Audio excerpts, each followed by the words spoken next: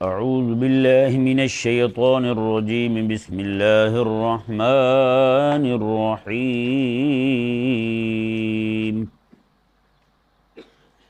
الم تعلم ان اللہ له ملک السماوات والارض يعذب من يشاء ويغفر لمن يشاء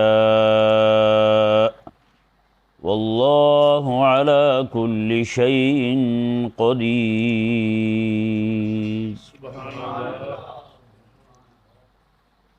اس آیت کریمہ کا تعلق بھی پچھلے مضمون کے ساتھ ہے، والسارق والسارقۃ فاقطعوا ایدیہما، کہ چور مرد ہو یا چور عورت ہو اس کی سزا کو بیان فرمایا خلاق کائنات نے۔ تو اس آیہ مبارکہ کے اندر اللہ تبارک و تعالی نے اپنی حدود کو لوگوں کے دلوں کے اندر ان کا رعب بٹھانے کے لیے، ان کی اہمیت ان کے دلوں میں جمانے کے لیے اللہ تبارک و تعالی نے یہ آیہ مبارکہ نازل فرمائی۔ میں کہ الم تعلم ان اللہ لہ ملک السماوات والارض، میں کہ آپ جانتے نہیں ہیں یہ بات کہ بے شک اللہ جو ہے زمینوں اور آسمانوں کی بادشاہی اسی کی ہے، زمینوں اور آسمانوں میں حکومت اسی کی ہے۔ یہ مضمون کا تعلق پچھلے مضمون کے ساتھ یوں جڑے گا۔ فرمایا کہ اللہ تبارک و تعالی نے جو حدود بیان کی ہیں، جو مجرموں کی سزائیں بیان فرمائی ہیں، اب جس بندے کو اعتراض ہے ان حدود پر، اللہ تبارک و تعالیٰ کے احکامات پر، تو زمین آسمان کی حکومت تو اسی کی ہے۔ جس کو ان حدود پر اعتراض ہے نا، وہ زمین آسمان کی حدود سے نکل جائے، دفع ہو جائے، رب تبارک و تعالیٰ کی حکومت میں ہی نہ رہے۔ کیونکہ کسی بندے کو کسی حاکم پر اعتراض ہو، اس کے فیصلوں پر اعتراض ہو، وہ نکتہ چینیاں کرتا رہتا ہو، تو اسے حکومت سے نکال دیتے ہیں۔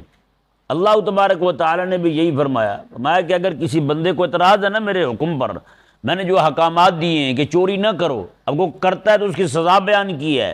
جس بندے کو ان احکامات پر اعتراض ہے، اس حدود پر اعتراض ہے، تو پھر نکل جائے پھر میری حکومت سے بھی۔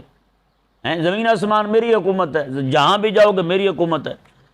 میں کہ میری حکومت سے تو نکل ہی نہیں سکتے تم، جہاں بھی جاؤ گے وہاں اللہ تعالیٰ کی حکومت۔ زمین کے کناروں سے نہیں نکل سکتے، آسمان کے کناروں سے باہر نہیں جا سکتے تم، کہیں بھی نہیں جا سکتے تم، چاہے جہازوں پہ چڑھو، جو مرضی کرو تم، کہیں نہیں جا سکتے رب تبارک و تعالیٰ کی حکومت کو چھوڑ کر کے۔ کوئی بندہ جا سکتا ہے رب تبارک و تعالیٰ کی سلطنت کو چھوڑ کر، رب تعالیٰ کی حکومت کو چھوڑ کر؟ تو پھر اللہ تبارک و تعالیٰ کی حدود پر، اللہ تبارک و تعالیٰ کے احکامات پر اعتراض کیسا بھائی؟ یار سکول کے اندر کوئی بچہ اعتراض کرے ماسٹر پر، اسے رہنے کا حق نہیں ہے۔ جی کالج میں بچہ اعتراض کرے، اسے رہنے کا حق نہیں ہے۔ ایس ایچ او پر کوئی نیچے والا اعتراض کر دے اور اس کے کسی غلط حکم پر بھی اعتراض کر دے، وہاں رہنے کا حق نہیں ہے۔ جی حکمران جو ہیں، فوجیں جو ہیں، ان کی غلط پالیسیوں پر بھی کوئی بندہ اعتراض کر دے، کوئی قدغن لگا دے، معترض ہو جائے، تو اسے وہاں رہنے کا حق نہیں ہے۔ وہ زمین کے 7ویں تہہ میں پڑا، اسے ڈھونڈ کے لے آئیں گے باہر، ہاں بھائی تو نے بات کی تو کیسی کی ہے؟ اسے اعتراض کا حق نہیں ہے۔ ایک خالق اور مالک کے احکامات ہیں کہ ان پر اعتراض، جو بھی بندہ کھڑا ہو اور اعتراض شروع کر دے، جو بھی بندہ کھڑا ہو اور باتیں شروع کر دے، نعوذ باللہ من ذالک، وہ نہیں جی یہ کیوں ہے تو وہ کیوں ہے، رب تعالیٰ نے یہ سزا کیوں لگائی، نعوذ باللہ من ذالک۔ یہ ذلیل لوگ جو ہیں مولوی کو سامنے رکھ کے اعتراض ایسے کر رہے ہوتے ہیں، اعتراض رب پہ کر رہے ہیں اور سامنا مولوی کا کر رہے ہیں، بھی جیسے مولوی نے خود بنا کے نافذ کر دیا ہو، جیسے مولوی نے کیا دیا ہو، جناب یہ چور کی سزا یہ ہے، زانی کی سزا یہ ہے، بدکار کی سزا یہ ہے۔ مولوی نے تھوڑا لاگو کی ہے، یہ تو خالق اور مالک نے بیان کیا ہے۔ ہاں پڑھا مولوی نے ہے، پڑھا مولوی نے ہے، سنایا مولوی نے ہے۔ اس سے یہ ثابت ہوتا ہے یار پوری دنیا کے اندر آج بھی دین کی بقا اور اس کے احکامات رب تبارک و تعالیٰ کے جو پڑھے جا رہے ہیں نا، اس میں بلکہ بالکل ہاتھ ہے ہی صرف مولوی کا، مولوی کی قربانی ہے، قسم خدا کی ہے یا نہیں؟ قرآن کی خدمت ہو تو مولوی کرے، دین کی خدمت ہو تو مولوی کرے، مسجد کی خدمت ہو تو مولوی کرے، سارے کام جو ہیں سارے کے سارے یہی بیچارے کر رہے ہیں۔ اور جتنے اعتراضات مولوی پہ ہیں اتنا کسی پہ نہیں ہے۔ اور یہ ذلیل جو ہے نا اصل میں بھونکنا چاہتے ہیں رب تبارک و تعالیٰ کو، اس کے دین کو، اس کی شریعت کو، تو یہ مولوی کو آڑ بنا کے اسے بھونکتے ہیں، اسے کاٹتے ہیں۔ ہاں جی، مولوی کی وجہ سے یہ ہو رہا ہے، مولوی کی وجہ سے یہ ہو رہا ہے۔ مولوی کہتا ہے کہ اس کی سزا یہ ہے، اس کے گناہ یہ ہے، لوگ فلم ڈرامے دیکھنا چھوڑ دیتے ہیں، تو مولوی کی وجہ سے ترقی رکی ہوئی ہے، مولوی کی وجہ سے یہ رکا ہوا، بتائیں، اندازہ لگائیں۔ اللہ تبارک و تعالیٰ نے ارشاد فرمایا، جی دیکھیں، الم تعلم ان اللہ لہ ملک السماوات والارض، میں کیا پتہ نہیں ہے آپ کو کہ آسمانوں اور زمینوں کی بادشاہی اللہ تبارک و تعالیٰ کی ہے۔ یعذب من یشاء ویغفر لمن یشاء، اللہ جسے چاہے گا عذاب دے گا، جسے چاہے گا بخش دے گا۔ یہ ذہن میں رہے کہ یہ مطلب اس کا نہیں ہے کہ جس کو اللہ تبارک و تعالیٰ کا فرما بردار ہو، اللہ تعالیٰ اسے بھی عذاب دے دے گا، ہیں چاہے تو اسے عذاب دے دے۔ یہ نہیں ہے کہ کوئی بندہ رب تبارک و تعالیٰ کا نافرمان ہو اور جناب وہ زندگی ساری اس نے نافرمانی گزاری ہو، اللہ تبارک و تعالیٰ چاہے تو اسے بھی بخش دے، نہیں بخشے گا ضرور ایسے بندوں کو ضرور جو بندہ مسلمان ہو، مومن ہو، ہیں جی۔ لیکن اللہ تبارک و تعالیٰ نے کچھ پیمانے مقرر کیے ہیں، کچھ چیزیں بیان فرمائی ہیں قرآن کریم کے اندر، اس کے حبیب کریم علیہ السلام نے بیان فرمائی ہیں، مگر جو بندہ ان چیزوں پر عامل ہوگا اللہ تبارک و تعالیٰ انہیں جنت عطا فرمائے گا، انہیں بخشے گا۔ جو ان چیزوں کا عامل نہیں ہوگا، گناہوں میں مبتلا ہوگا، شرک میں مبتلا ہوگا، کفر میں مبتلا ہوگا، بے دینی میں مبتلا ہوگا، وہ بندہ جہنم جائے گا، ہیں جی۔ یہ اللہ تبارک و تعالیٰ نے بیان فرمایا سارے کا سارا۔ تو اب اس کا مطلب یہ ہے ہی نہیں، بعض لوگوں کے ذہن میں یہ بیٹھ جاتا ہے کہ جناب اللہ تبارک و تعالیٰ جسے چاہے عذاب دے، جسے چاہے بخش دے، تو کہتے ہیں عذاب دینے پہ آئے تو مومن کو عذاب دے دے جو نیک ہے، موحد ہے، رب تعالیٰ کی توحید کو ماننے والا ہے، اور بخشنے پہ آئے تو ابو جہل کو بھی بخش دے۔ نہ، یہ بات نہیں ہے، یہ بات نہیں ہے۔ بخشنے پہ تو فرعون کو بخش دے، اور عذاب دینے پہ آئے تو بندہ مومن کو، نمازی کو بھی پکڑ لے، ہیں۔ جیسے ابھی ہم نے دو دن شاید پہلے ایک سفر کیا، وہاں پہ ڈرائیور، آپ کو پتہ ہے یہ جو لوگ ہوتے ہیں نا، یہ ہر بندہ اپنی طرف سے افلاطون بنتا ہے، تو ڈرائیور جو ہے نا وہ کہنے لگا، جی کوئی ایک بندے سے ایڈریس پوچھا، ہم نے دیہاتی بندہ تھا، بھی فلاں جگہ جانا ہے، ہم نے تو ایڈریس بتا دیں۔ وہ وہاں سے اٹھ کے آیا، آ کر کے پورے تفصیل کے ساتھ اس نے بتایا، آپ ایسے جائیں، ادھر سے جائیں گے راستہ خراب ہوگا، ادھر سے جائیں ٹھیک پہنچ جائیں گے، یعنی کہ بالکل اس نے جب یہ بتا دیا سارا اس نے، تو میں نے کہا کہ ڈرائیور کو، میں نے کہا یار دیکھیں، یہی آپ شہر والے سے، کسی لاہوری سے آپ پوچھ رہے راستہ، تو وہ آپ کو بھی پتہ ہے وہ کیسے بتاتے ہیں، یہ میں آپ کی بات نہیں کر رہا، ہم تو ویسے کنارے پہ بیٹھے ہیں، تو یہ لاہور کے اندرون کے جو لوگ ہیں نا، وہ راستہ بتاتے ہوئے ان کو بڑی طبیعت خراب ہوتی ہے، ہاں وہ اتوں جا کے سجے ہو جائیں، پھر کھبے ہو جائیں، پھر سجے کھبے ہو جائیں تم، مطلب ہے کہ تم نے مقام پہ نہیں پہنچنا، سجے کھبے ہونا تم نے، تو یہ اس طرح کے راستے بتاتے ہیں۔ میں نے کہا کہ ڈرائیور کو، میں نے کہا یار دیکھیں، اس دیہاتی بندہ ہے، کیسا اخلاص ہے اس بندے کے اندر، کیسا جذبہ دیا اللہ تعالیٰ نے، اسٹول پہ بیٹھا ہوا تھا دور، وہاں سے اٹھ کے آیا ہے اور یہاں آ کے اس نے بتایا، اس نے فوراً جی پھر اپنی فلسفی چھوڑنی شروع کی ڈرائیور نے، کہنے لگا جی دیکھیں بات سنیں، یہ حقوق اللہ جو ہے نا وہ تو سمجھو معاف ہیں، وہ معاف ہو جائیں گے، رہا مسئلہ حقوق العباد کا تو اس میں بندہ پکڑا جائے گا۔ میں سمجھ گیا کہ یہ بندہ مذہب انسانیت کو ماننے والا ہے۔ کس کو ماننے والا ہے؟ مذہب انسانیت کو ماننے والا ہے۔ میں نے کہا یار یہ کس نے کہہ دیا آپ کو کہ آپ یہ باتیں کر کے لوگوں کے دلوں سے حقوق اللہ کی قدر گھٹا رہے ہیں کہ حقوق اللہ تو معاف ہے بھائی، حقوق العباد میں بندہ پکڑا جائے گا۔ میں نے کہا کہ نماز چھوڑے بندہ اس پہ پکڑنی ہوگی، روزہ چھوڑے بندہ اس پہ پکڑنی ہوگی، زکوٰۃ دینا ترک کر دے اس پہ پکڑنی ہوگی، یہ کیسی بات ہوگی بھائی؟ حقوق اللہ تو معاف ہے بھائی، ہاں رب کے تبارک و تعالیٰ کی ایک نہ مانے، نعوذ باللہ من ذالک، تو وہ جناب معاف ہے، ہاں بندوں کی نافرمانی ہو جائے تو وہ پکڑ ہو جائے گی پھر۔ اب بندہ کون بتائے انہیں کہ حقوق العباد کے بارے میں بھی حدیث پاک ہے، کریم آقا علیہ السلام کا فرمان شریف ہے، قیامت والے دن اللہ تبارک و تعالی جس بندے نے کسی بندے کے حقوق تلف کیے ہوں گے اس کو اللہ تبارک و تعالی اپنی طرف سے انعام عطا فرما کر کے اس بندے سے جس نے حق تلف کیا ہوگا اس سے راضی کروا دے گا۔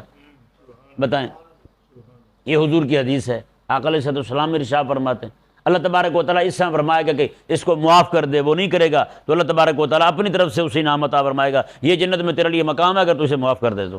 بتائیں، آقا علیہ السلام کے ایک صحابی ہے نا، وہ اگلے دن حدیث پاک سنائی تھی رمضان شریف میں کہ آقا علیہ السلام نے ایک دن فرمایا کہ ایک بندہ آنے والا ہے وہ جنتی ہے، جس نے جنتی دیکھنا ہو اسے دیکھ لو، وہ صحابی ہے۔ دوسرے دن حضور نے پھر فرمایا ایک بندہ آنے والا ہے وہ جنتی ہے، جس نے جنتی دیکھنا ہو اسے دیکھ لے، دوسرے دن بھی وہی آئے، تیسرے دن پھر حضور نے فرمایا کہ بندہ آنے والا ہے وہ جنتی ہے، جس نے جنتی دیکھنا اسے دیکھ لے۔ تیسرے دن بھی وہی آئے۔ حضور کے صحابی ہیں، وہ کہتے ہیں کہ بچے تھے، دل میں خواہش پیدا ہوئی کہ جو یہ عمل کرتے ہیں نا وہ میں بھی کروں، وہ میں بھی کروں۔ یہ وہ گئے، جا کر کے انہیں کہا کہ چچا ابا جی سے کوئی تھوڑا سا اختلاف ہو گیا ہے، تو گھر سے نکلا ہوا ہوں، اگر آپ مجھے کچھ راتیں اپنے گھر رہنے دیں، جب معاملات ٹھیک ہو جائیں گے میں چلا جاؤں گا۔ تو انہوں نے کہا کہ ٹھیک ہے، بالکل ٹھیک ہے، بیٹر رہو۔ وہاں رہنے لگے، رات کو روز دیکھتے کہ چاچا کون سا عمل کرتے ہیں۔ کچھ راتیں رہے تو کچھ بھی نہیں دیکھا، عشاء کی نماز پڑھی اور آ کے سو گئے، صبح کو اٹھے اور مسجد چلے گئے یا تہجد پڑھ لی۔ تو انہوں نے کہا کہ چچا جی میں کوئی لڑائی شڑائی نہیں ہوئی ہماری، تو میں نے تو صرف ایک ہیلا کیا تھا کہ آپ کے اعمال دیکھوں تاکہ وہ بھی جنتیوں والے اعمال میں بھی کر سکوں، تاکہ میں بھی جنت جاؤں۔ تو یہ آپ ارشاد فرمائے، آپ میں تو میں نے کوئی ایسا کام نہیں دیکھا کہ جو آپ الگ سے کرتے ہوں۔ انہوں نے فرمایا بیٹا میں رات کے وقت جب سوتا ہوں نا، واقعی آپ نے بات صحیح کی ہے، رات کے وقت جب سوتا ہوں نا تو آقا علیہ السلام کے سارے امتیوں کو جس نے مجھ پہ زیادتی کی ہوتی ہے سب کو معاف کر کے سوتا ہوں، اپنی عزت سب پہ حلال کر کے سوتا ہوں۔ کسی نے میری غیبت کی ہے، میری چغلی لگائی ہے، کچھ بھی کیا ہے، میں نے قیامت والے دن کسی کو نہیں پکڑنا۔ فرمایا کہ پھر یہی عمل آپ کا جو ہے نا اس نے آپ کو جنتی بنا دیا ہے، اور جنت کی بشارت میرے حبیب کریم علیہ السلام کی زبان سے سنوا دی۔ اندازہ لگا؟ تو بتائیں یہ بندہ مومن جو ہے نا اسے چاہیے کہ بس میں اپنا تو یہ اپنی عرض کر رہا ہوں، میں قیامت والے دن میں نے کسی کو اپنے میری وجہ سے یعنی کہ میرے ساتھ کسی نے جو بھی کیا ہے کسی کو نہیں پکڑنا، میں سب کو معاف کر رکھا۔ حقیقت والی بات، چاہے کوئی گالیاں دے، مال دبا جائے، کچھ بھی کر جائے، جتنے مرضی الزام لگائے، اتہام لگائے، جو بھی کرے، میری وجہ سے کوئی یہ نہ ہو کہ میں پکڑ کے کھڑا ہوں اور حضور اس کی شفاعت کے لیے آ جائیں، حضور آ جائیں، آقا علیہ السلام کو پتہ چلے کہ یہ بندہ ہے جی اس نے پکڑ رکھا ہے، اب بتائیں میں کیسے کھڑا ہوں گا پھر رسول اللہ علیہ السلام کے سامنے؟ تو یہ ایک بہت بڑی بات ہے، اگر کوئی بندہ سوچے نا تو یہ بہت بڑی بات ہے بھائی۔ ہاں جی، تو اس کا ایک تو ثواب بھی ہے، بندہ مومن جو ہے نا اہل اسلام کو بخش دے، اہل اسلام کو معاف کر دے، میں نے چھوڑ دیا۔ تو حقوق العباد جو ہے نا ان کی معافی کا یہ بھی صورت ہوگی، حقوق العباد تو معاف ہونے ہی نہیں ہے۔ میں نے کہا بھائی آقا علیہ السلام کی شفاعت کس کے لیے ہوگی؟ اب حضور نے فرمایا نا آج بھی آپ جائیں نا، وہاں حدیث پاک لکھی ہوئی ہے ریاض الجنہ شریف، باہر آئے نا آقا علیہ السلام کے معجزہ شریف کی طرف، تو حدیث لکھی ہوئی، آقا علیہ السلام نے ایک مرتبہ صحابہ سے بھی پوچھا تھا، میں صحابہ جانتے ہیں میری شفاعت کن کے لیے ہے؟ صحابہ کرام علیہ مردوان عرض کرتے ہیں یا رسول اللہ نیکوں کے لیے ہے۔ حضور فرماتے ہیں نیک تو اپنی نیکیوں کی وجہ سے جنت چلے جائیں گے۔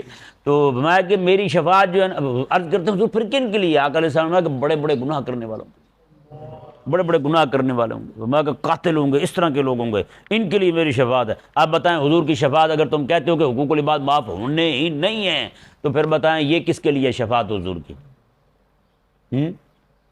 تو بڑے بڑے گناہ تو پھر یہی ہیں، ان میں لوگوں کے بھی حق تلف ہوتے ہیں، اللہ تبارک و تعالیٰ کے بھی حقوق تلف ہوتے ہیں۔ تو یہ نہ کہا جائے کہ معاف ہونے ہی نہیں ہے، بس بندہ لٹک جائے گا، پھنس جائے گا۔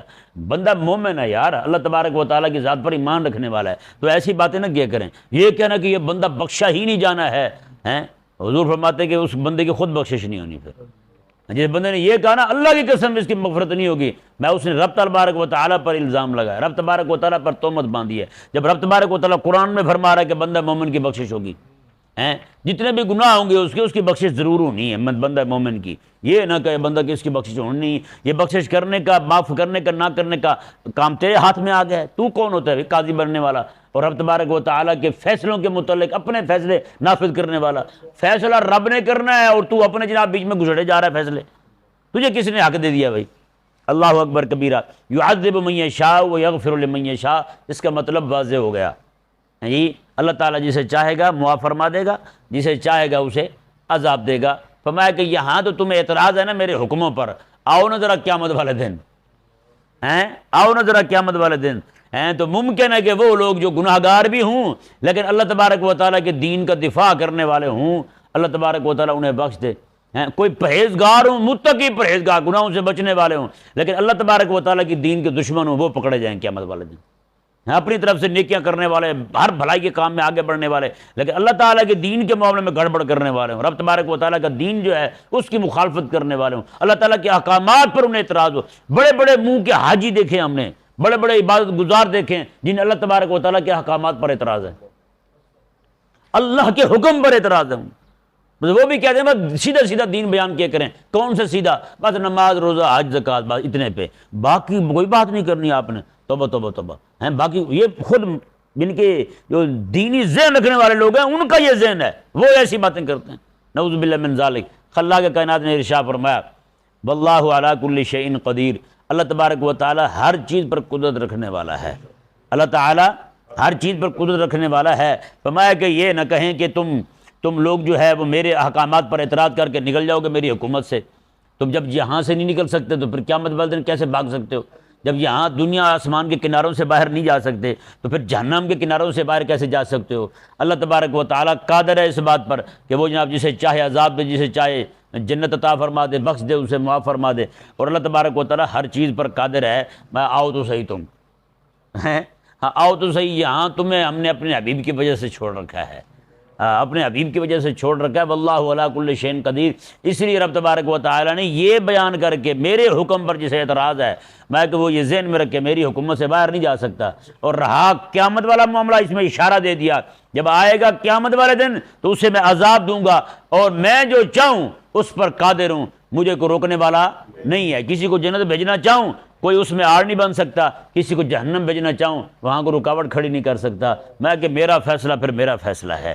بتائیں یہ لوگ جو کہتے ہیں کہ جناب حقوق اللہ تو معاف ہیں، یہ کہہ کے انہوں نے نعوذ باللہ من ذالک اللہ تبارک و تعالیٰ کی حقوق کی قدر گھٹائی ہے لوگوں کے دلوں سے، رب کے حقوق کی قدر گھٹائی ہے لوگوں کے دلوں سے، اہمیت ختم کر دی ہے، اور یہ کہنا کہ حقوق العباد معاف ہی نہیں ہیں، اس میں انہوں نے اللہ تعالیٰ کی ذات پر الزام لگایا، قرآن پر الزام لگایا، حبیب کریم علیہ السلام پر الزام لگایا کہ حقوق العباد معاف ہونے ہی نہیں ہیں، کسی صورت معاف نہیں ہو سکتے۔ ایسی بات بالکل نہیں ہے۔ اللہ تبارک و تعالی ہمیں سمجھنے کی توفیق عطا فرمائے۔